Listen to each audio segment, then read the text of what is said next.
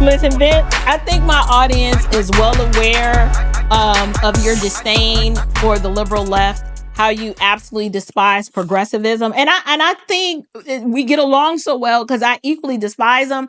It's just the passion behind the way you communicate this. I'm laughing, but it's because there is no other way to say this. Right. If the Black community is beyond the rate of replacement because abortion has overwhelmingly captivated the minds of our young women, and we choose that as a viable family planning option. If this transgender and LGBT agenda is overwhelmingly captivating the hearts and minds of our Yeah, youth, to where they're teaching it. the They're teaching it statistics right of now. the statistics of males who are identifying Mhm.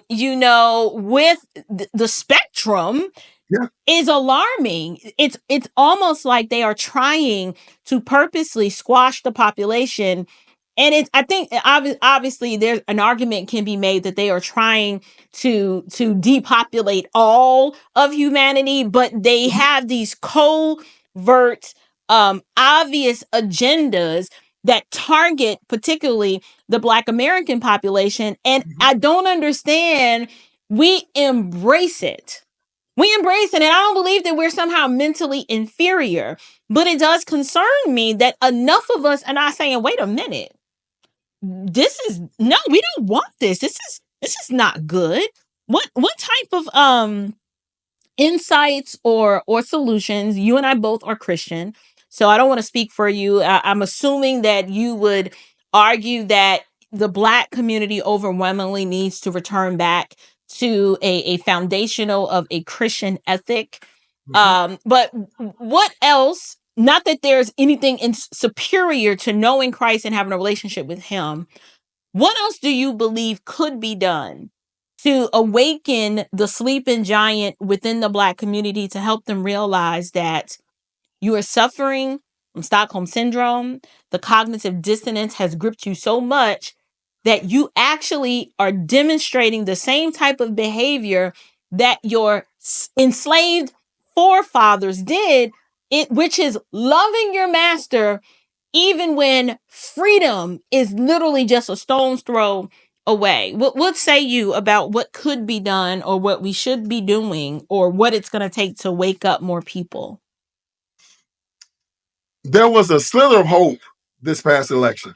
I knew this was going to be a tipping point. I knew that if we didn't turn back here, if there was no turning back. Right. The Democratic Party had become so evil, and they were so blatantly evil. They used to be smart enough to lie about it.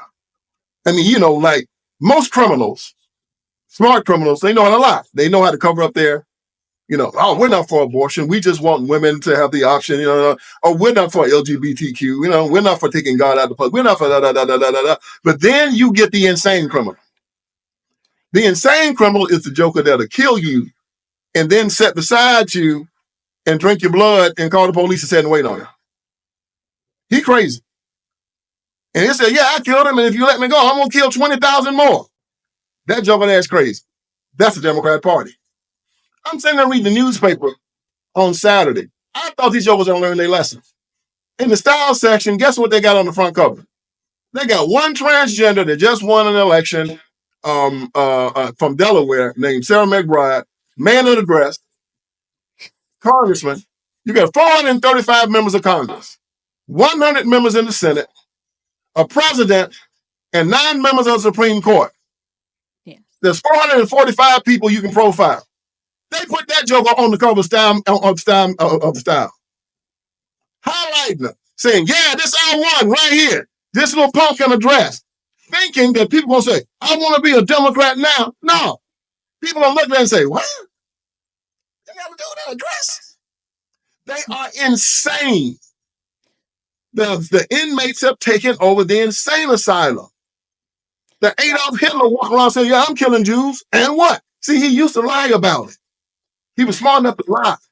Then he started saying, yeah, I'm killing them. And then the world came down on it. When a criminal gets so bold that he starts bragging about his crime, that's when he falls. The Democrats started bragging about their crimes after Joe Biden got elected. I said, now they're done. if the black community don't turn on these jokers. Now, see, Barack Obama running for president said what? He said, well, I believe that marriage between one man and one woman. Then he came in and he slid the Supreme Court justices in, and they did his dirty work. See what I mean? And then he would do executive orders the last year of his administration. Barack was slick. He never admitted to his bull crap till later on. Joe Biden came in telling everybody, yeah, I'm for abortion up to the 9th month. Yeah, I'm for LGBTQ and transitioning children. Yeah, the border's secure, and you see 4 or 5 million people a year coming over it. Yeah, I'm against school choice. You know, starting wars all over the place, and the people said, these jokers finally pulled off the mask. They the Ku Klux Klan saying, we hate N-words, and we're gonna kill them all. No shame anymore. And there was enough black people like me and you that went out there and told people about it. Showed them the evidence where it was irrefutable, and enough of us said, I'm done. I'm done. Right. And for the first time in their life, a lot of old folks that I talked to, like my dad said, first time he didn't vote for a Democrat. Can't deal with him no more. Couldn't go no further. Done. Voted for him since his first vote. And then he says at 82, I can't do it no more. They left God. And the evidence was there to prove it.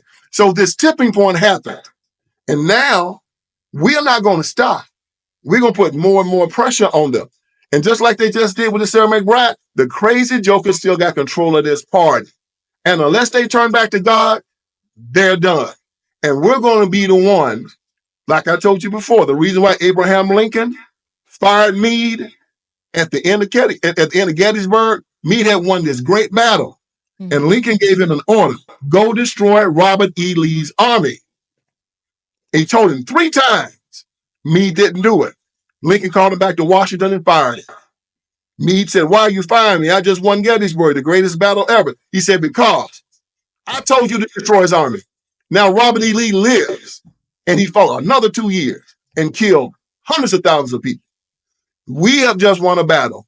It's now time for us to continue the pursuit and destroy these jokers' army and bury them 600 feet, throw quicklime on them, put a concrete slab on them, then put some dirt on it, put some grass seed, and pull up the tombstone. On top of the concrete? Pull up the tombstone so nobody even know where they buried.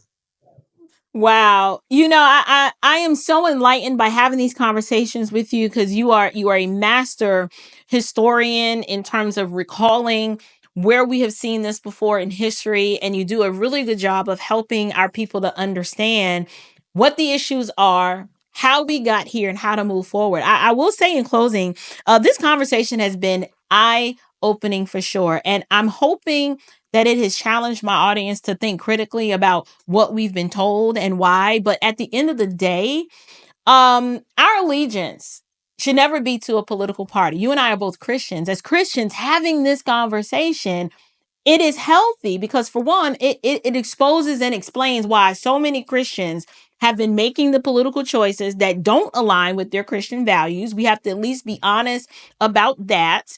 And then for me, this challenges me to examine what has been this cultural tradition to vote Democrat no matter what, vote blue no matter who, yet the implications of that decision, it's placed me in a position to where it causes my vote to, cause more harm than good because I'm trying to be loyal to a party. And then as a believer, this should lead any Christian to be like, I'm now complicit in the outcomes around me, and I'm complaining about it, not realizing that this is partly my fault. So I know people believe, that politics and our Christian faith are separate and distinct from each other, but we can no longer hold such an idea to be true. We've got to be willing to confront what's uncomfortable, learn to hold our elected officials accountable, hold them to a higher standard, and then more importantly, keep our eyes fixed on Christ, and the Word of God is the ultimate standard of truth. Why? Because that's how we navigate these issues objectively without being in our feelings, and having a sober mind, not being blinded by ethnicity or gender. Vince, do you have any final thoughts before we wrap up? Yeah, we have to continue to expose, as you said, the objective standard of truth is following Christ. And we got to understand how we fall away from that. It's because these no good, sorry black preachers in an apostate church that we've started here in the United States of America. 90% of them are horrible people. Horrible people. And they only express elevator to hell. And I just hope that Jesus Christ gives me the honor to watch their behinds burn. I hope he does. He probably won't, but it would be a pleasure for me to watch them because of the harm they've done to our people. In our Bible, in Genesis, Bible first started. God had committed, it made Adam and Eve, everything was great. They were in the garden, everything's beautiful, just like you're home with your beautiful family, right? Everything's good. Then here comes Satan. Wasn't invited, rose up in there and starts trouble. And after he gets them to disobey God and eat from the tree of knowledge, Adam and Eve know they're naked and they hide. Looking for his son? Adam, where are you? Adam said, I'm hiding because I'm naked. And God asked that question. Who told you you were naked? That's the question that we are asking in every household in America. Mama, I think I'm transgender. Who told you you were transgender?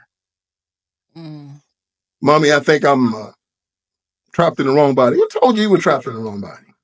Mommy, I think I'm a racist. Who told you you were a racist?